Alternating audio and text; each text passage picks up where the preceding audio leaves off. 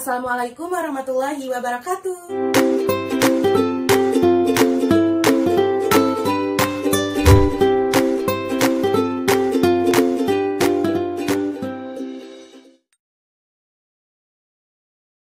Kompetensi inti yang pertama yaitu KI2, menghargai dan menghayati perilaku jujur, disiplin, tanggung jawab dan peduli, toleransi, gotong royong, santun, percaya diri, dalam berinteraksi secara efektif dengan lingkungan sosial dan alam, dalam jangkauan pergaulan dan keberadaannya. Yang kedua yaitu KI4, mencoba, mengolah, dan menyaji dalam ranah konkret, menggunakan, mengurai, merangkai, memodifikasi, dan membuat, dan ranah abstrak, menulis, membaca, menghitung, menggambar, dan yang terakhir mengarang, sesuai dengan yang dipelajari di sekolah dan sumber lain yang sama dalam sudut pandang teori.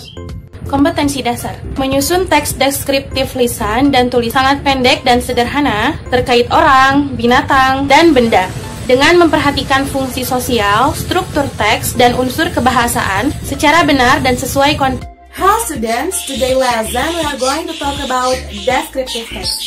Kalian tahu nggak sih apa itu descriptive text? Ini saya akan memberitahukan dulu ya definition dari descriptive text itu apa. So, this is the definition of descriptive text. Descriptive text is a text what a things or a person is like. Jadi bagaimana sih seseorang atau suatu benda itu terlihat gitu ya.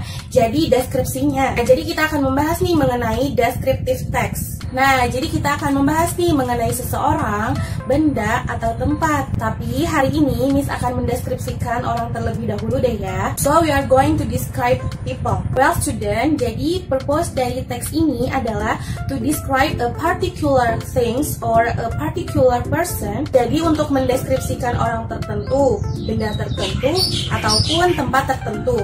Jadi lebih spesifik dia ya. Misalnya nih kita akan mendeskripsikan teman kita, our best friend, or we describe our house yang biasanya unik hanya satu itu aja. We describe a place, interesting place in our city, our country gitu ya. Atau kita mendeskripsikan tempat terkenal misalnya di Indonesia atau di tempat daerah kalian tinggal. Jadi biasanya descriptive text itu mendeskripsikan suatu orang atau benda juga boleh, or animal, hewan juga boleh ya. Jadi kita mendeskripsikannya secara spesifik gitu ya. Well students, so kita sudah bahas nih definition and purpose of the text-nya. And now kita lihat dulu ya structure of the text-nya. This is structure of the text. Well students, structure dari teks deskriptif ini yang pertama adalah identification. Yang mana identification itu mengidentifikasi sesuatu benda, seseorang atau tempat yang akan kita deskripsikan. Dan yang kedua adalah description. Nah, di sini di description ini lebih detail ya mengenai suatu benda, seseorang atau tempat yang akan kita deskripsikan itu. Jadi lebih detail gitu ya mengenai hewan, benda, orang atau tempat juga boleh. Jadi yang pertama itu ada identification dulu. Misalnya namanya apa, lalu misalnya kalau kita mendeskripsikan orang, namanya, tempat tinggalnya, lahirnya di mana, tanggal berapa, seperti itu ya. Setelah identification, selanjutnya kita deskripsikan nih. Di description ini barulah kita sebutkan wajahnya seperti apa, sifatnya seperti apa, bagaimana habitnya gitu ya, karakternya bagaimana, mungkin dia punya hobi seperti apa, seperti itu ya. Nah, selanjutnya kalau kita akan mendeskripsikan suatu benda, maka kita memberitahu nih benda itu fungsinya apa, warnanya apa, bentuknya bagaimana, terus terbuatnya dari apa.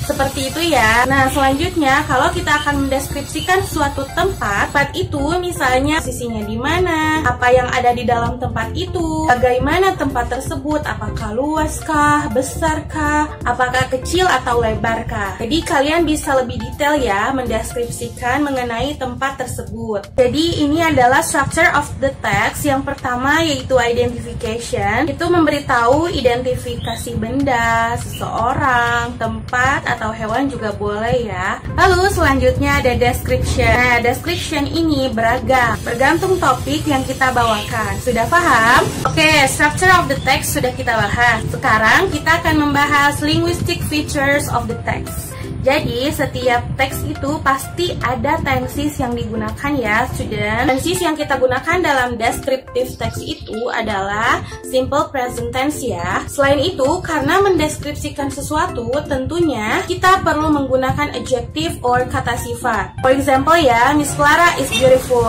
Beautiful itu adalah kata sifat, yaitu cantik. Or my house is big. Big itu kata sifat, yaitu yang artinya besar. Or bisa juga my pet is cute. Peliharaanku lucu. Nah, cute di sini adalah adjective or kata sifat. Atau kalian juga bisa menyebutkan place. Sekarang Potong Beach is beautiful.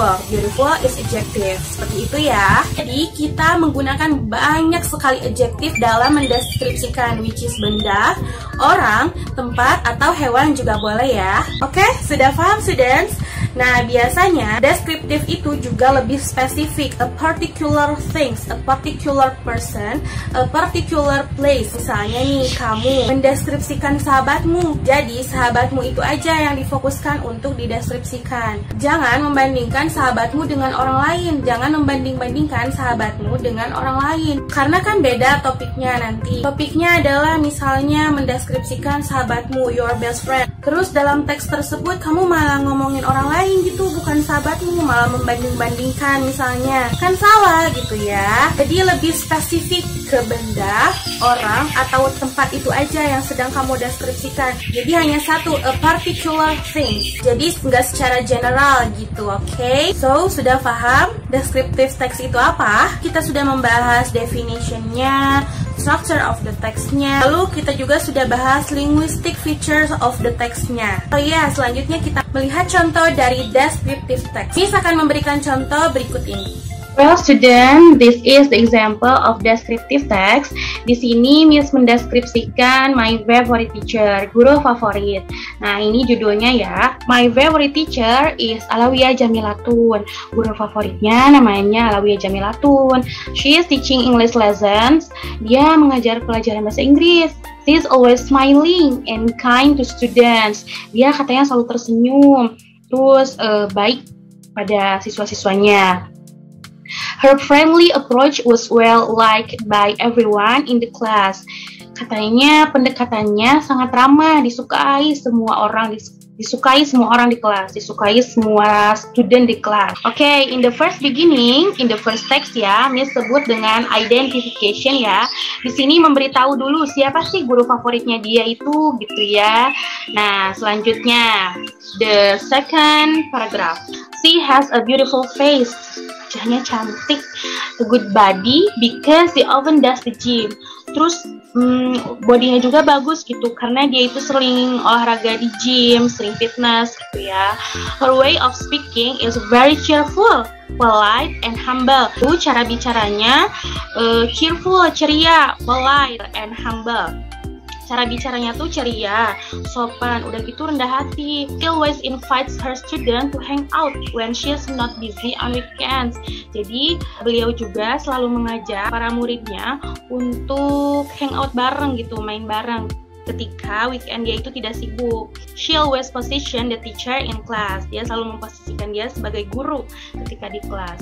But she also likes to position her friends or relative outside of school's hour. Tapi ketika di luar jam pelajaran, katanya beliau itu selalu memposisikan sebagai her friends gitu, or relative outside. Jadi beliau itu selalu memposisikan sebagai temannya gitu, teman mereka curhat. He know very well and made us very understanding when he explained the lesson.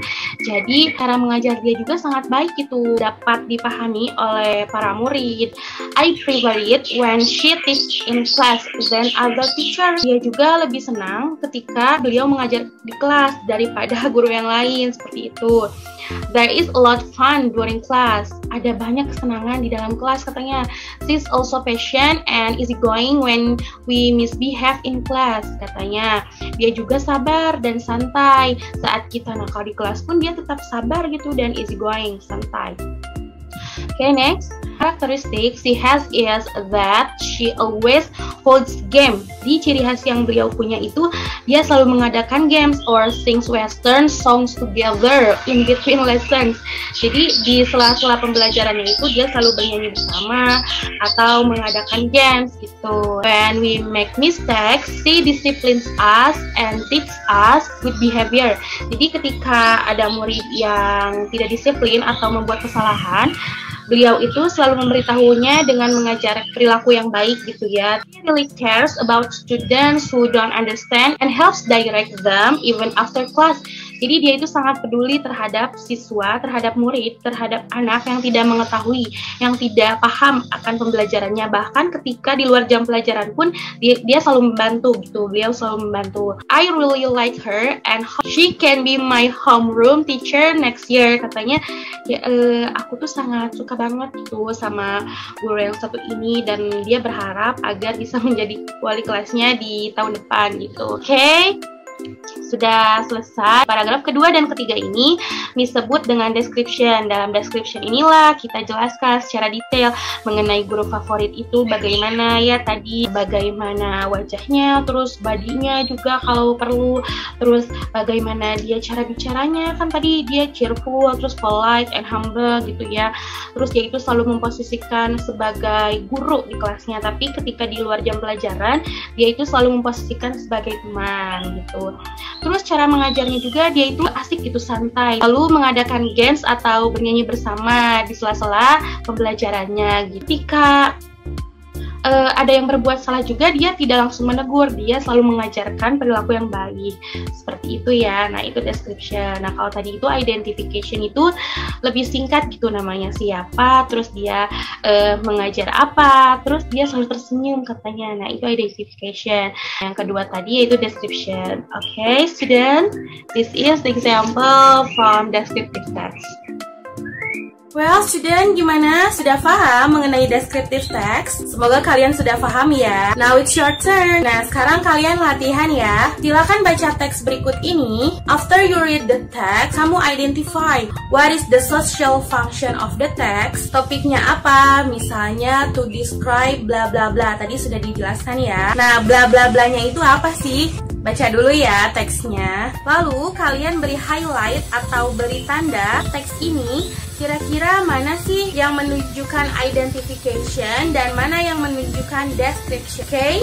Jadi kalian identify teks ini. Kalian perhatikan nih, paragraf 1 ini disebut apa, paragraf kedua ini disebut apa. Seperti itu ya. Kan tadi kita sudah bahas ya structure of the text-nya. Semoga kalian bisa ya. Selanjutnya kalian cari adjective yang ada di dalam teks ini. Kalian cari adjective apa aja yang ada di dalam teks ini. Dan kalian cari artinya tentunya ya dalam bahasa Indonesia. Kalian boleh menggunakan Google Translate or dictionary. Misalnya beautiful, cantik, indah gitu ya. Jadi kalian cari adjektif sebanyak-banyaknya di teks ini, lalu diartikan ke dalam bahasa Indonesia. Nah, for the second task, you must watch the video first. Ini akan kasih video dulu ya. Singkat kok, cuma 3 menit aja. Nah, tugas kalian yaitu menuliskan adjektif dan tuliskan tempat apa saja yang ia kunjungi. Oke? Take your time.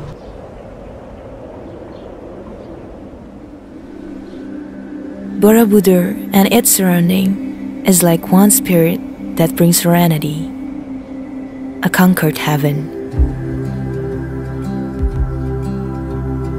Borobudur leaves so much meaning to the people around it, true happiness. Look at their faces. In this empty hallway, it's like we are invited to appease ourselves before we see all the collection inside.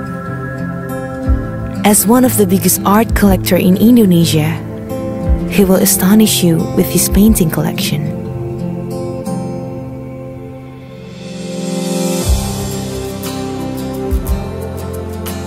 Here you can get genuine tranquility while tasting delicacy dishes.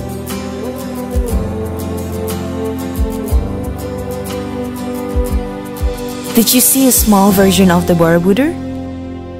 It's so wonderful.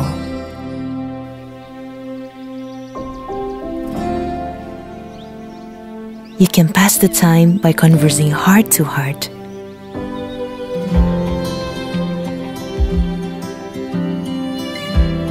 Enjoy the nightfall.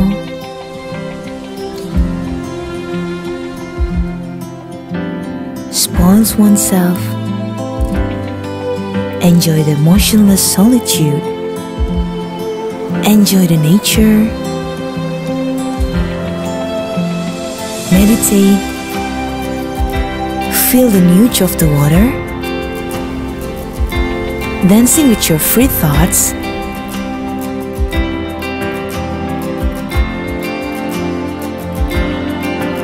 And express your soul.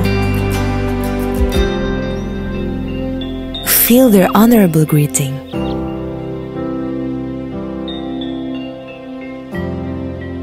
One of the reasons why you will want to come back here again someday.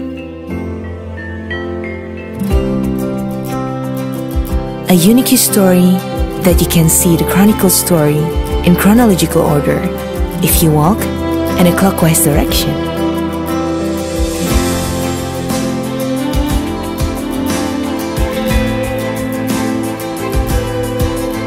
The Borobudur Temple becomes the center of all the beauty surrounding it. A spiritual experience that's different and you can never find in any other temple on earth. Even coming here dozens of times won't feel enough because of its indescribable beauty. Never change.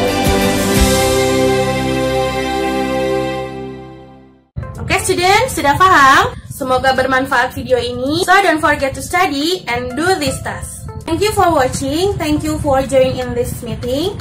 Hope you like it. Wassalamualaikum warahmatullahi wabarakatuh.